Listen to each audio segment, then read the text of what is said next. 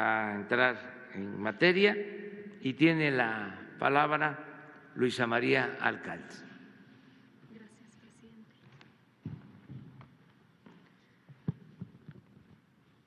Buenos días a todas, a todos los comunicadores y a las mujeres y hombres que viven de su trabajo, que nos escuchan desde sus casas, desde sus domicilios.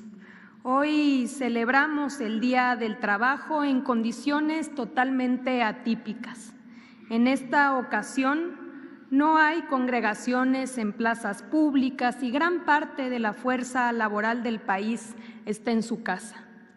Es tiempo de solidaridad y quizá más que nunca es importante reconocer que la lucha de muchos trabajadores y trabajadoras que anteriormente no gozaban de ningún tipo de derecho, hoy, a pesar de las circunstancias, nuestras leyes prevén que no es correcto abandonar a su suerte a miles de personas que entregan parte de su vida a empresas y negocios.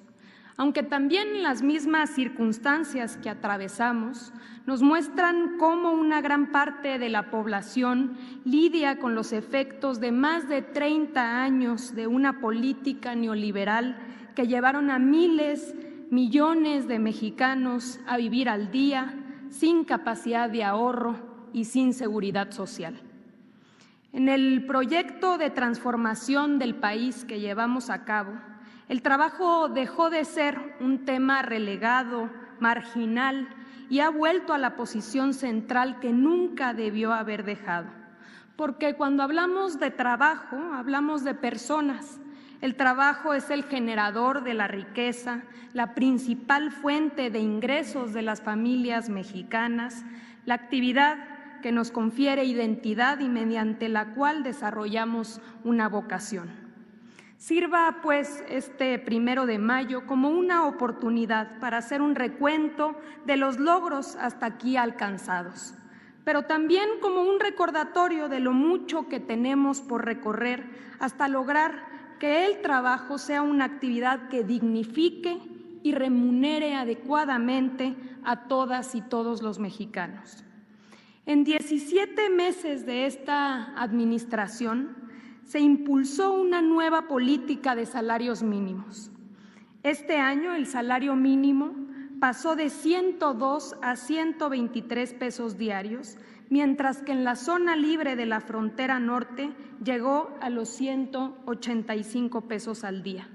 Sumado al aumento de 2019, el salario mínimo ha recuperado en 2 años 35% del valor que fue perdido durante 3 décadas en que imperó una nociva política salarial. Estos aumentos han puesto en evidencia que la amenaza de la inflación no era otra cosa más que un mito. Las evaluaciones apuntan a que la nueva política de salarios mínimos no ha presentado efectos negativos en los precios de los productos de consumo, pues la inflación anual fue de 3.2% en marzo. Más aún, según datos del Instituto Mexicano del Seguro Social, el salario promedio aumentó un 8% en los últimos 2 años. La reforma laboral es quizá el cambio más importante en los últimos 100 años para el mundo del trabajo. Reforma que fue acompañada con la ratificación del Convenio 198 de la Organización Internacional del Trabajo sobre sindicación y negociación colectiva. Es pasar de los contratos de protección, de la corrupción sindical, a lograr que los sindicatos, las organizaciones gremiales tengan autonomía e independencia frente a los patrones y también frente al gobierno. Que sean fuertes y que cumplan con su función de defensa de los trabajadores. Lograr que los sindicatos pasen de un régimen de simulación a uno de verdadera y legítima representación. A 1 año de la reforma laboral, más del 85% de los sindicatos con registros federales han adecuado sus estatutos para introducir el voto personal libre, directo y secreto para elegir a sus dirigentes, lo cual es de reconocerse. Además, para eliminar los contratos de protección, a la fecha, más de 71,000 trabajadores han sido consultados respecto a si están de acuerdo o no con el contenido de sus contratos. Igual de relevante significa el hecho de que la democracia y el voto secreto y directo sea también una herramienta para los casi 4 millones de trabajadores al servicio del Estado. Asimismo, como parte de la implementación de la reforma, estamos consolidando de la mano de los poderes judiciales la creación de tribunales especializados en materia laboral, juicios cortos, orales, que den pie a una pronta resolución de conflictos y un auténtico acceso a la justicia. Estos tribunales, de la mano de los centros de conciliación, iniciarán a operar a partir de octubre de este año en 10 entidades federativas. De igual modo, en el Gobierno de México estamos abocados a erradicar prácticas ilegales de subcontratación que tienen por objeto evadir el cumplimiento de los derechos laborales. A diferencia de administraciones anteriores que consintieron e incluso lo promovieron, hemos conformado un grupo de trabajo como nunca antes para lograr consolidar una estrategia conjunta con la UIF, el IMSS, el SAT, la Procuraduría Fiscal y el Infonavit. En lo que va de la presente administración, hemos realizado inspecciones con el objeto de vigilar, detectando a 1,391 empresas que operaban con presuntos esquemas de subcontratación abusiva, protegiendo así a miles de trabajadores. Aquí mismo, en 2 ocasiones, hemos informado y exhibido el comportamiento de estos mecanismos. En diciembre del año pasado, como parte ya de una práctica casi normalizada para cerrar el año, muchas empresas de subcontratación dieron de baja a sus trabajadores de los registros del IMSS. Lo mismo sucedió hace apenas unas semanas en plena pandemia.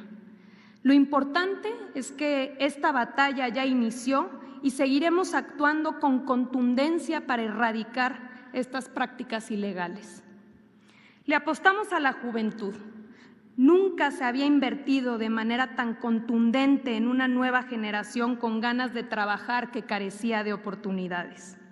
Más de 1,200,000 jóvenes han recibido capacitación laboral a través del programa Jóvenes Construyendo el Futuro, recibiendo una beca mensual de 3,748 pesos y seguro médico.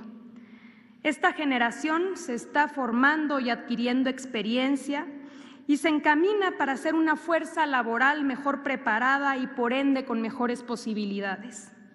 Estos no son datos fríos, detrás de cada cifra hay una historia de vida. Es muy inspirador notar las relaciones y los lazos que se han forjado entre tutores y aprendices. Los primeros enseñan de sus oficios y su experiencia y los segundos entregan su esfuerzo, su creatividad, fortaleciendo así a las empresas y negocios. Se está generando así comunidad.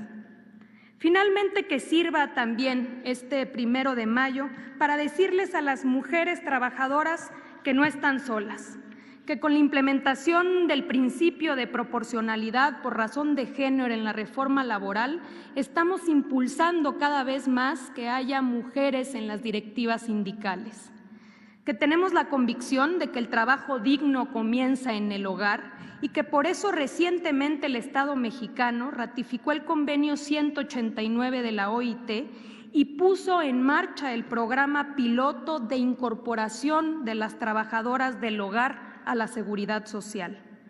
Comenzamos así a saldar una deuda histórica con un sector cuyos derechos habían sido de los más vulnerados. Que no podemos descansar hasta que tengamos espacios laborales libres de violencia. Y por eso, de la mano de InMujeres, desarrollamos el modelo de protocolo para prevenir, atender y erradicar la violencia laboral, para prevenir la discriminación por razón de género, así como la atención de casos de violencia, acoso, hostigamiento sexual en los centros de trabajo. Que se ha logrado reducir en casi 3% la brecha salarial entre hombres y mujeres y que vamos por más. Y que políticas de inclusión como las impulsadas por el Gobierno de México a través de sus programas prioritarios, según datos recientes del ENOE, se registra un incremento de la tasa de ocupación de mujeres jóvenes, la cual pasó de 42.7% en diciembre de 2018, cuando arribamos al gobierno, a 45% apenas en marzo, lo que significan 300,000 mujeres jóvenes más incorporadas al mercado laboral. Por último, todos tenemos que reconocer que estos momentos difíciles nos ponen a prueba. Es momento de sacar lo mejor que tenemos como personas. Hoy más que nunca hay que ser solidarios y responsables. A todas y a todos nos toca velar por las fuentes de empleo y la cobertura médica para proteger los ingresos y la salud de las y los trabajadores ante la pandemia del COVID-19. Tal como lo están haciendo con enormes esfuerzos la mayoría de los empresarios de nuestro país.